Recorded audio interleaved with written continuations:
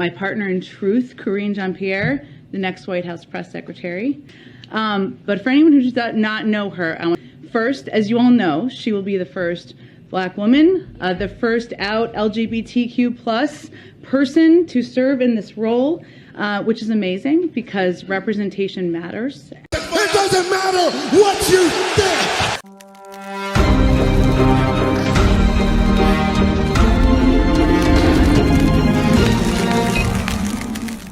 Hey, what's up, peeps?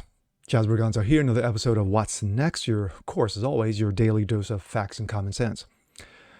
Well, two stories that have taken precedent over the last 2 weeks. One, of course, domestic terrorism strikes SCOTUS justices as their addresses were doxxed, and of course, violent rhetoric being spewed upon them to the point where some had to leave their homes because of fear of attack.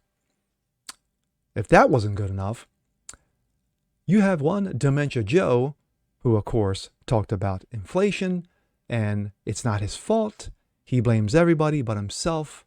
But because that's Dementia Joe, what do you expect? Now, with all that going on, something else is going on too. You have one Jen Psaki, yes, CircleBack girl, yes, Raggedy Ann, White House press secretary. She's leaving. Dun, dun, dun. Don't cry, because in her place, identity politics comes to the White House. Yes, she's Black, she's lesbian. That's all you need to know. Qualifications, who gives two fucks? Let's take a look. This comes out of Breitbart. 5 radical facts about incoming White House press secretary Karine Jean-Pierre, not to be confused with Jean-Luc Picard. Karine Jean-Pierre was named the new White House press secretary on Thursday, taking over from Jen Psaki, who is departing for, you guessed it, MSLSD She. I would have never thought. Jean-Pierre's appointment was hailed as historic since she will be the first Black woman and alphabet person to serve in the role. However, there are several facts about Jean-Pierre's record of radical politics that might prove to be more important than her skin color or who she sleeps with. 1. She worked for a radical organization, MoveOn.org. Surprised? Launched in the late 1990s to oppose the impeachment of one Bill Clinton, pushed ironically for the impeachment of Donald Trump. Abandoning its former principles, the group has infamously accused General David Petraeus, then commanding U.S. forces during the Iraq War, of betraying his country.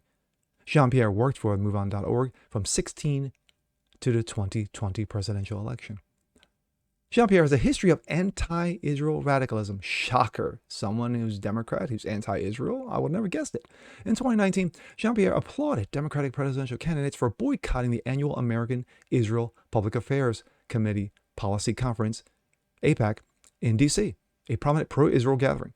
Quote, "You cannot call yourself a progressive while continuing to associate yourself with an organization like AIPAC that has often been the antithesis of what it means to be progressive," she wrote. She once said that no one who has been merely accused of sexual misconduct should seek public office. Jean-Pierre told Jake Tapper on CNN's State of the Onion in 2017 that even if there were no corroborating evidence and nothing had been proven against the accused, the mere existence of the accusation should be disqualified. Ironically, she wanted to work for Biden even after he'd been credibly accused of sexual misconduct by former aide Tara Reid. Yes, of course, all those lovely videos of Dementia Joe sniffing kids, but to her, that's okay. Jean-Pierre is, of course, her partner as CNN anchor and correspondent Suzanne Malveaux. Jean-Pierre is the only latest example of the pattern of high-level personal ties with romantic links between Democrats and the media.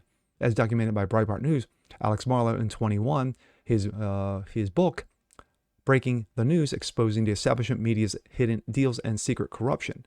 CNN will continue to be, in effect, the Biden administration communications shop. Yes, Dementia Joe will still deal with cuck NN.